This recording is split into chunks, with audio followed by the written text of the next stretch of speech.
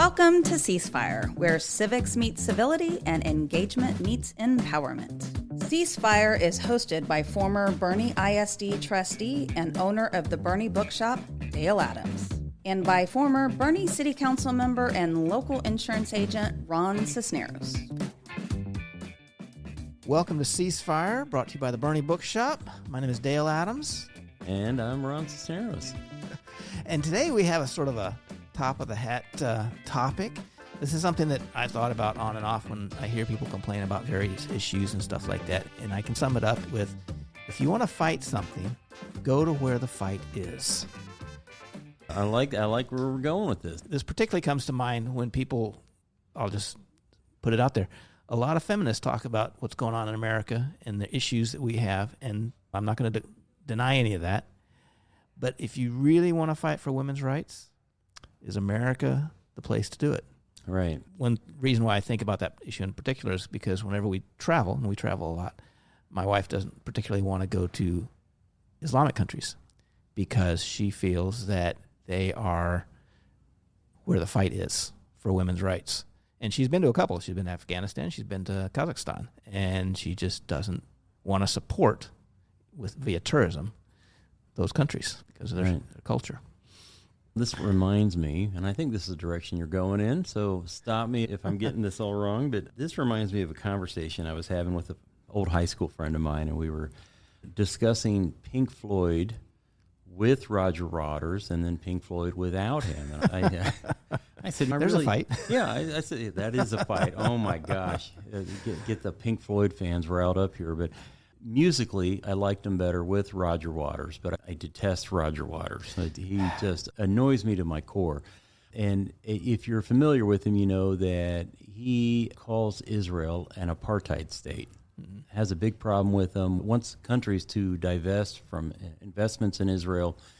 And this friend of mine, who is a big Pink Floyd fan like I am, we were having this discussion about Roger Waters, and I said, yeah, I really can't stand his stance on Israel. Yeah. And he said, what in particular? And I said, calling them an apartheid state. And he says, they are. And I thought, that's just baloney. It's the only country in the Middle East where, and it's a predominantly Hebrew country that allows Muslims to participate in their Congress. Mm-hmm.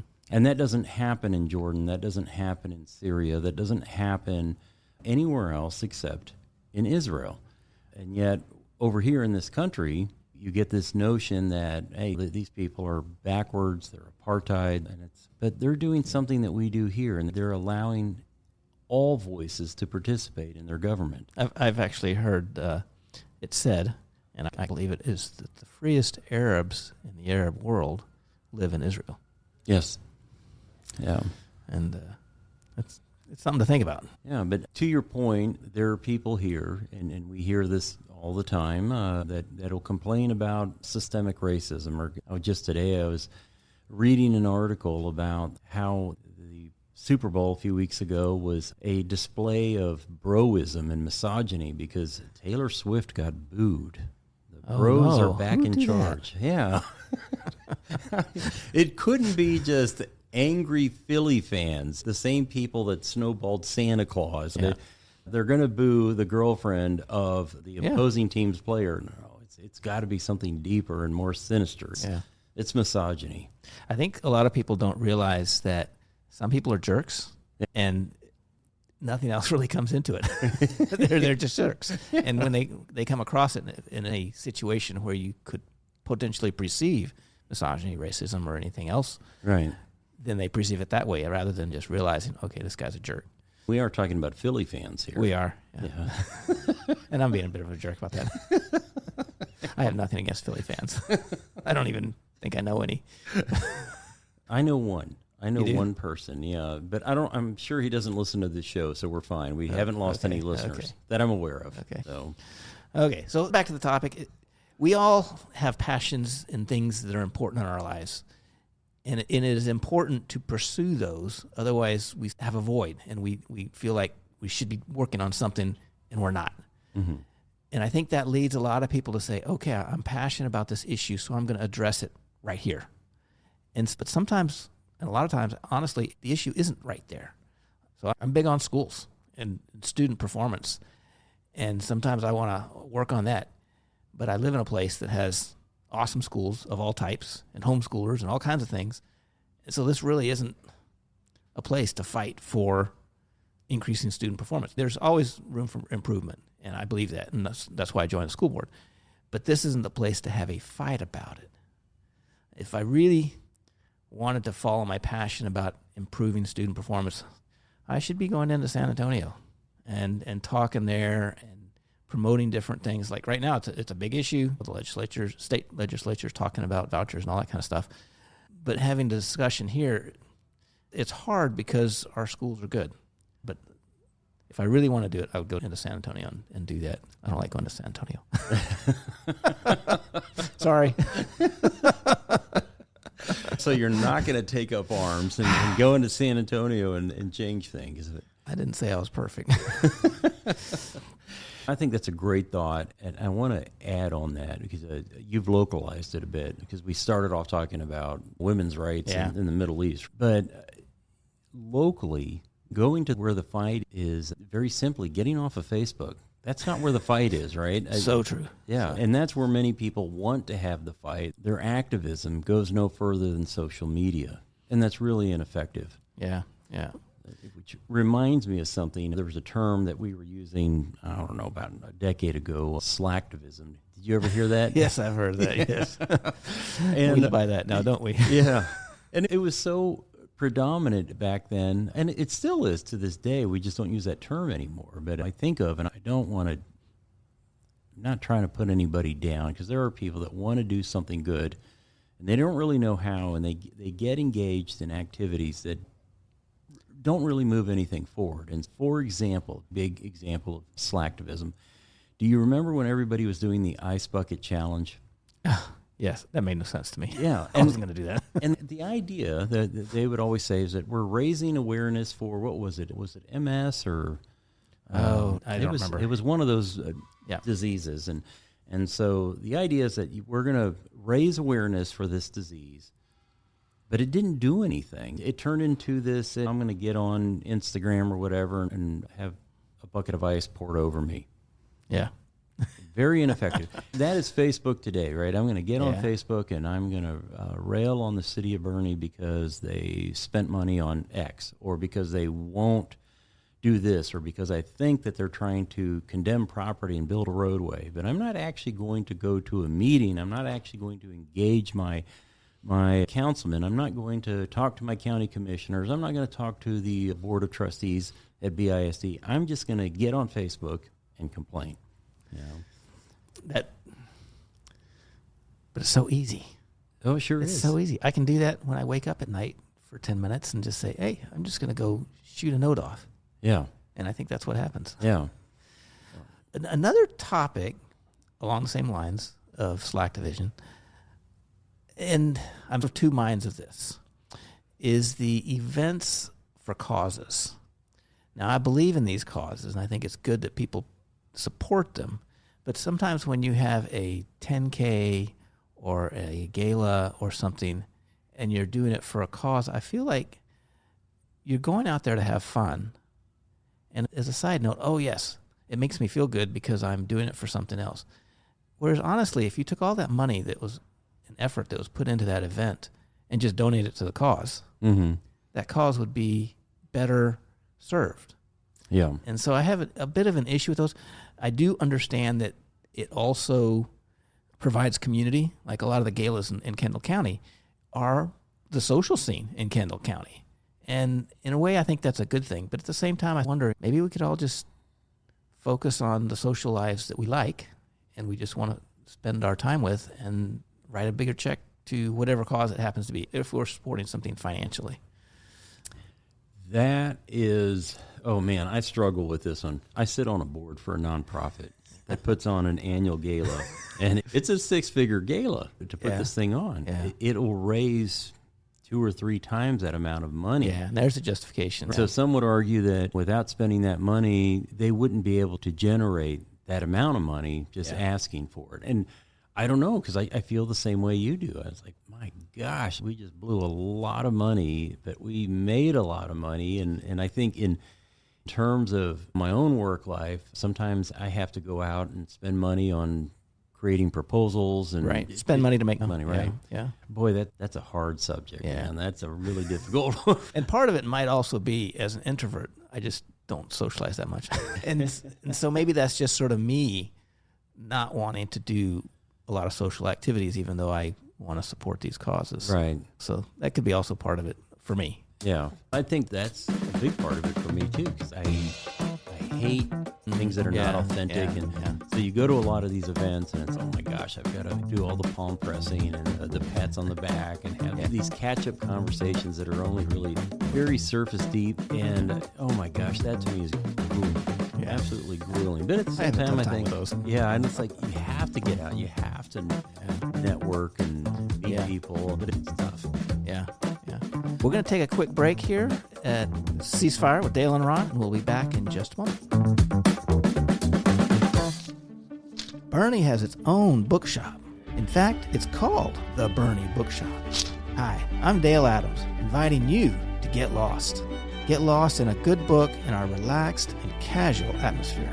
We have a wide and eclectic selection in the Boerne Bookshop, and we pride ourselves on finding what you are looking for. We do author meet and greets, host writing workshops, and can connect you with a good book club. And your young ones will absolutely love our kids section at the Boerne Bookshop. And while we want you to get lost, we're easy to find, as we're in the heart of Boerne at the back of the Richter Tavern building. We are the Boerne Bookshop.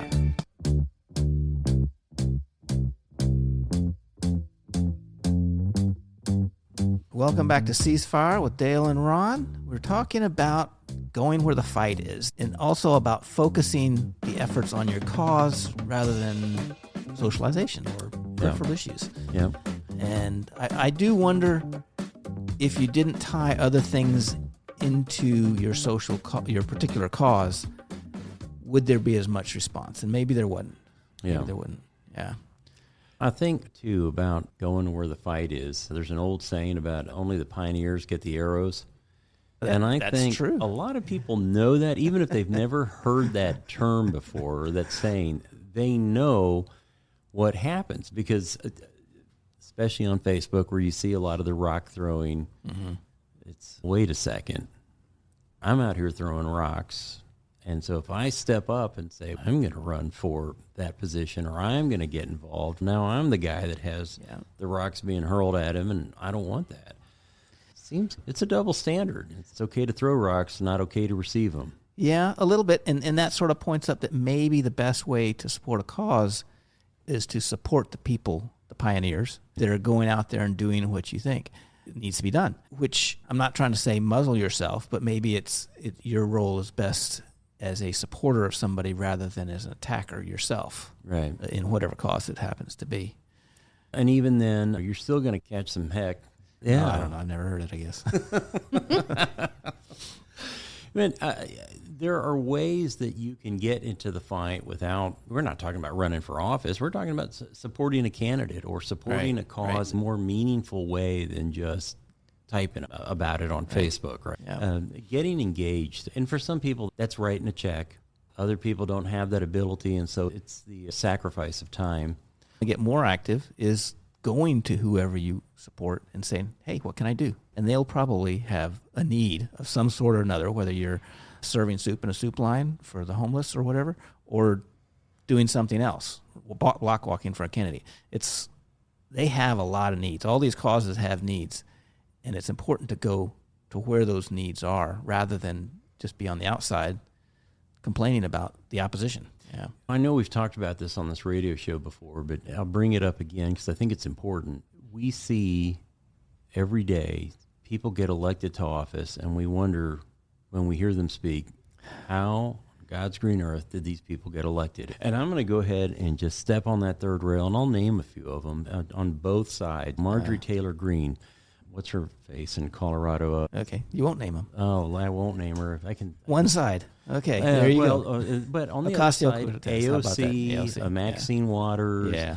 And I'll tell you, it's real easy to figure out how they get there. They get there because nobody else wants to step up. Yeah. Nobody else wants to take those arrows, right? Yes. So they become the new pioneers and the voice, whether you like it or not, for the Democrats or the Republicans. Matt Gaetz, there's one on the Republican side. And then we're held hostage by their stupidity or their immorality or their nonsensical ways, but because nobody is willing to take them on. Yeah. And maybe that's why people don't want to necessarily support somebody pushing for the cause, because they don't really like that person that much, and so they'd rather just make their own statements, which is important to hear. I think another thing that's really important is just educating yourself and knowing everything about that topic. Yes. Something huge I always see is someone always having a stance on a certain topic, and then you ask them a question and they could never answer it. And they just immediately go into, why are you like this? And they get very defensive instead of just answering a question. Yeah. So if you truly wanted to be there for the fight, know the topic you're actually fighting on. So then that way, one, you can help educate others who may not know. And they go, hey, actually, no, I don't support that. Or that's really what's happening. That's what the people that I voted for are actually saying and voting in. Yeah, that's their stance. A lot of people don't even understand what stance the people they voted for are actually taking. Yeah, so true. And there are lots of books about that on every topic. Where could we find such books? Probably at the Boerne Bookshop, yeah. Probably. And if you really want to go where the fight is, we have travel guides to almost every country in the world. So if you really want to go fight for feminism in Saudi Arabia, we got a book. If you want to fight slavery in Sudan, actually, I don't know if we have a travel guide on Sudan. I don't know if they even make one. Where would you go in Sudan? I'm going to claim ignorance here. I don't know. What's the hot spot there? The whole country's a hot spot. It's in civil war. In fact, I think the government just reclaimed the capital from the rebels or something like that. I don't know. The whole place is a mess. You read about these people that have visited every country in the world, and you think, how did you get into Afghanistan? And what did you do when you were there? Where did you stay? Yeah, I wonder about that in some of these places, because I wouldn't go to Sudan right now. I would not recommend it, no matter how passionate you are about any fight. It reminds me of a guy I met a few years ago, a Catholic priest, and he did missionary work, or he still does missionary work in Africa. And he talked about the risk that he experienced every day, not just getting robbed, but being kidnapped. And finally, the Vatican, enough priests had been kidnapped, they just let the kidnappers know that we're not paying for priests. These guys signed up for this, and you can kidnap them. We're not going to pay the ransom. And finally, the kidnapper said, okay, leave them alone because we're not going to get any money from these guys. Yeah. But still, I was very impressed to basically say, look, this is the life I'm going to live for the rest of my life, because I really believe in helping poor people in Africa learn to read, have access to clean water, learn about Christ. That was his mission in life. That was his purpose. And he went to the fight and endured quite a bit. He doesn't have to worry about being kidnapped anymore. That's nice. No impromptu vacations. Yeah. But I think a very honorable thing. A very brave thing and inspiring. Yeah, it is. And one of the things you find out when you read about people that go to the fight and help out in causes is they're just like us. They're ordinary people that have decided, you know what? There's something important to me. I'm just going to go do it. And they just pack up and do it. And some of them do some preparation maybe, but a lot of them it's a turning point in their lives. And we can all do that. It's a possible thing to do. And it's hard, but everybody can do that. I think it's good for us to do that. And if we can find something to do that with, it's a good thing. Right. Yeah. And I think it really gets into your soul and lifts you up. And in doing that, you inspire other people, encourage them to do the same thing. Yeah. Do something meaningful. Yeah, that's what it's all about. And fighting for a cause from your pillow is not very meaningful. As much as it gives you that sort of visceral satisfaction that you said something, it doesn't actually accomplish anything. Right. We're getting out there and doing it. And I think this is probably honestly going to be an issue even more so going forward as our world becomes more virtual and people see the virtual side of their lives as gaining importance. I hate to think it, but I think that is going to be a thing, and people will not go off as much as they have in the past. I'm a Rotarian, and in Rotary, I noticed a long time ago that, and I was highly critical of this when I was a younger Rotarian, but there are some people that just write checks. Yeah. And at the time that I joined Rotary, I had 2 young kids at home, and I was in my late 30s, so I wasn't making the kind of money that I make today. And so it was real easy to raise my hand and say, look, I'll donate time. That's all I've got is time. That's all I can give you. I can't give you a big check. My dad was at that stage in his life where, man, I don't want to go, and he has said this before, attributing something to him that he wouldn't say himself, but he'd like, I don't want to go pick up trash on the side of the highway. He wasn't interested in seeing the sign that this highway adopted by this Rotary Club, and we're picking up trash once a month. Like, he didn't want to do that. He wanted to write a check and move on with his life. I'm at the stage in my life now where I'm getting a little closer to my dad. I'll still give you some time for certain things, but I'll write a check for other things, because I think it's important to go back to what we were talking about in the beginning, that you get off of Facebook and you do something. And so I'm not denigrating check writers. I think they play a role. It definitely takes both types of people. It takes the people that provide the support, the financing, and the people that go out and do the legwork. Yeah. Speaking of financing, who finances this show? The Boerne Bookshop. Yeah. That's right. The Boerne Bookshop believes that this type of civil discussion and conversation is important, so we support this. Yeah. Thank you for doing that. Yeah, and you do a lot of the legwork.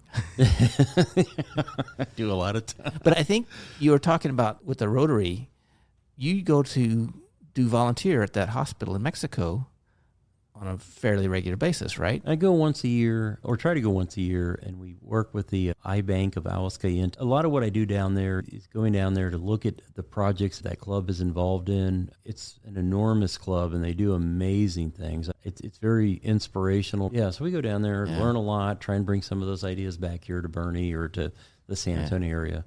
But also, what you're also doing is you're bringing the presence of the check writers up here, a little bit of the accountability thing, and then you come back and you talk to people about it, and then the check writers write the checks.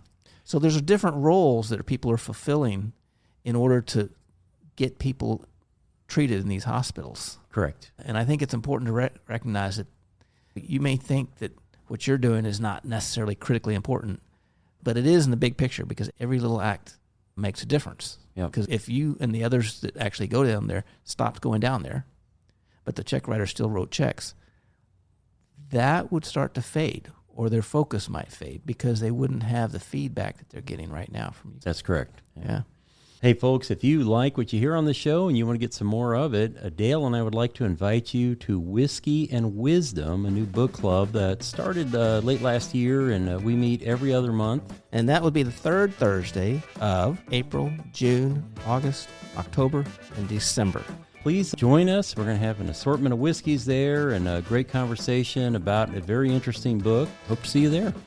Thank you for listening to Ceasefire with Dale and Ron, brought to you by the Boerne Bookshop. And if you missed any of this, you can always go to BoerneRadio.com and listen to our podcast. You can catch up on all of them. That's right. We'll see you all next week. Boerne has its own bookshop. In fact, it's called the Boerne Bookshop. Hi, I'm Dale Adams, inviting you to get lost.